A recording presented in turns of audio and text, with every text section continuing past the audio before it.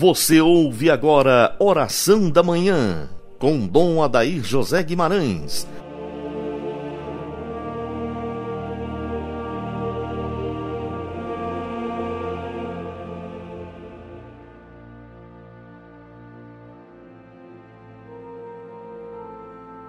Sob o olhar intercessor de São José, patrono da Igreja, iniciemos, dileto ouvinte, nossa manhã de quarta-feira, em nome do Pai, do Filho e do Espírito Santo.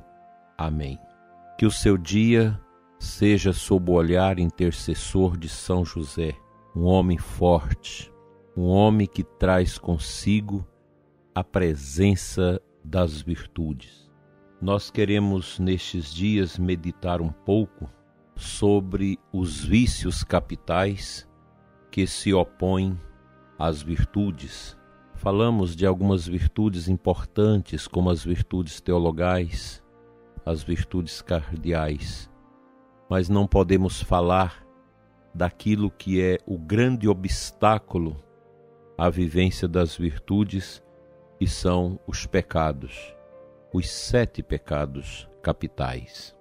Estes pecados são quase tão antigos quanto o cristianismo, mas eles só foram formalizados a partir do século VI, quando o Papa Gregório Magno, tomando por base as epístolas de São Paulo, definiu como sendo 7 os principais vícios de conduta que se opõem à vida virtuosa, a saber, a gula, a luxúria, a avareza, a ira, a soberba, a preguiça e a inveja. Mas a lista só se tornou oficial na Igreja Católica no século XIII, com a Suma Teológica, documento publicado pelo grande teólogo Santo Tomás de Aquino, que produziu uma invejável teologia e filosofia que dão o norte da reflexão na Igreja Católica, embora os relativistas a detestam e a colocam de escanteio. Mas a doutrina de Santo Tomás, as suas reflexões teológicas e filosóficas são basilares para quem quer realmente ser católico. Nos seus escritos, ele explica que os tais 7 pecados têm que os outros não têm. O termo capital deriva do latim caput, que significa cabeça, líder ou chefe, o que quer dizer que as 7 infrações são as líderes de todas as outras. E do ponto de vista teológico, o pecado mais grave é a soberba. Afinal, é nesta categoria que se enquadra o pecado original. Adão e Eva aceitaram o fruto proibido da árvore do conhecimento, querendo igualar-se a Deus. A Igreja, de certa forma, tentou oferecer soluções para os pecados capitais, criando uma lista de 7 virtudes fundamentais, como a humildade, disciplina, caridade, castidade, paciência, generosidade e temperança. Mas os pecados acabaram ficando com isso, de certa forma, mais em relevo. Então, o que nós podemos dizer é que a Igreja Católica possui uma larga reflexão e aprofundamento sobre esses vícios medonhos, e a Igreja sempre propõe para nós os caminhos para que nós possamos vencer estas inclinações terríveis que estão dentro de nós. O mundo moderno tem tentado pegar os 7 pecados capitais e transformá-los em virtudes, para exaltá-los e dar a eles um novo nome. Inclusive, nós temos até fábricas de sorvetes e picolés mundo afora que usam o nome dos 7 vícios capitais. Exaltamos a luxúria chamando-a de amor livre, ou direitos de viver uma vida sexual fora daquele ritmo da própria criação divina. Exaltamos a avareza chamando-a de oportunidade econômica. Exaltamos a inveja chamando-a de caminho para o sucesso. Exaltamos a ira, chamando-a de assertividade. Exaltamos a preguiça, chamando-a de tolerância. E exaltamos o orgulho, chamando-o de autoestima. Como o filósofo Chesterton diz, uma nova filosofia geralmente significa o louvor a algum vício antigo. O melhor para nós é tratar o pecado de forma honesta, admitindo-o como pecado, como está na Sagrada Escritura, como está na tradição catequética da Igreja. E o melhor lugar para que nós possamos realmente dar um sentido de luta e superação contra esses pecados é o confessionário. É a busca da misericórdia de Deus. Por isso, nós vamos meditar de hora em diante sobre estes 7 vícios para nos ajudar a consciência da necessidade de buscar sempre em Deus a força necessária para esse combate. Não tem possibilidade de vitória contra os vícios capitais se não tivermos como aliado de primeira hora a graça de Deus. Vamos a um versículo da Bíblia nesta manhã para dar mais vigor àquilo que nós queremos meditar e rezar.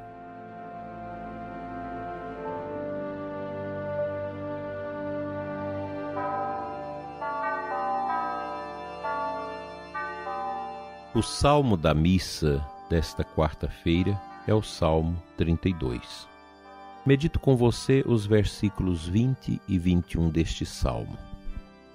No Senhor nós esperamos confiantes, porque Ele é nosso auxílio e proteção. Por isso o nosso coração se alegra nele. Seu santo nome é nossa única esperança.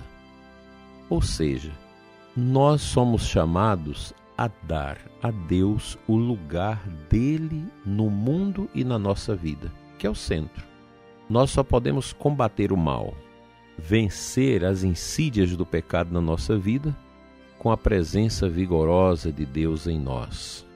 Nós não podemos pedir uma alforria do divino na nossa vida, como se nós pudéssemos viver sem Deus. É o que esse mundo estranho, esse mundo que tem aproveitado dessa peste para tentar colocar isso no coração das pessoas. Um mundo sem Deus. É um absurdo. Agora mesmo nós estamos vendo aí na internet, eu não sei se tem muito fundamento, mas alguns estados em que quer tirar aquela referência antes de Cristo e depois de Cristo.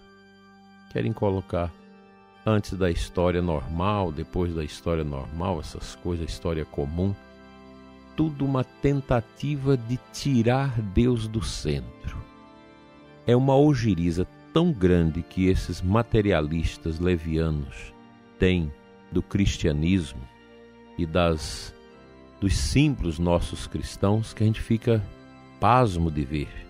Gente que já fala em tirar o Cristo Redentor do Rio de Janeiro, porque é uma imagem autoritária de uma religião. Onde já se viu isso?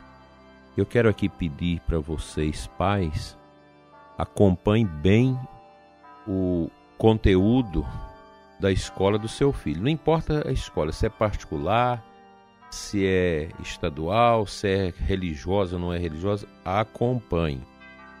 Porque essa mentalidade de tirar Deus do centro, de colocar o ser humano no lugar de Deus, ela está aí também nos trabalhos escolares. Os pais precisam ver isso, acompanhar e reclamar.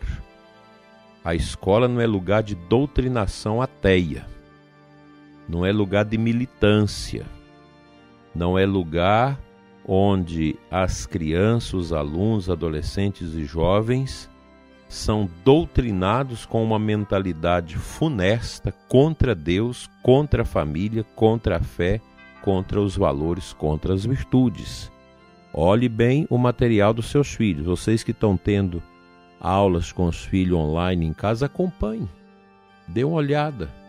É tanta coisa que chega aos nossos ouvidos que estão tentando sorrateiramente passar nos materiais didáticos das nossas escolas com o único objetivo de tornar o ser humano totalmente desorbitado da verdade e da fé.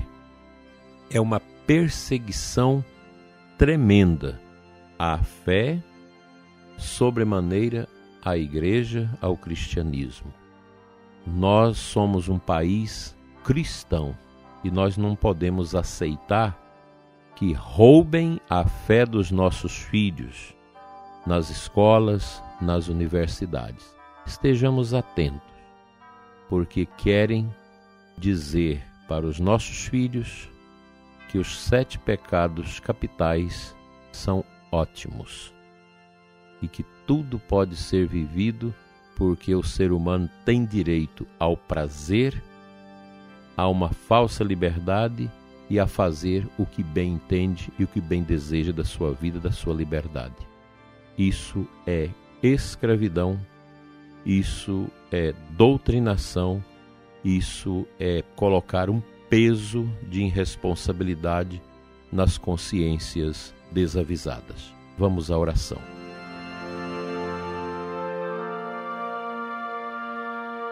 Pai Santo, nós te adoramos nesta manhã sob o olhar intercessor de São José, o Pai custódio do teu Filho Jesus. Pai, derrama sobre nós o Espírito Santo, o Espírito da verdade, e não deixe que o nosso coração seja contaminado com o espírito da mentira, que quer destruir a fé, quer destruir os bons propósitos que nós ostentamos dentro de nós. Protege, Senhor, nossas crianças, adolescentes e jovens de todas essas ideias imundas da nova ordem mundial, do globalismo, e quer tirar a tua pessoa, Senhor, do centro da vida da pessoa humana e do mundo e colocar a ciência, a tecnologia no teu lugar, Senhor. Abrace, Senhor, os nossos corações com teu divino amor e livra-nos de toda a tentação, concedendo-nos um coração humilde e sincero. Fica conosco, Senhor, e abençoa os que sofrem, os que pediram as nossas orações nesta manhã e sempre. Amém. Pela intercessão de São José, abençoe-te Deus Todo-Poderoso, Pai, Filho e Espírito Santo. Amém. Até amanhã, se Deus quiser.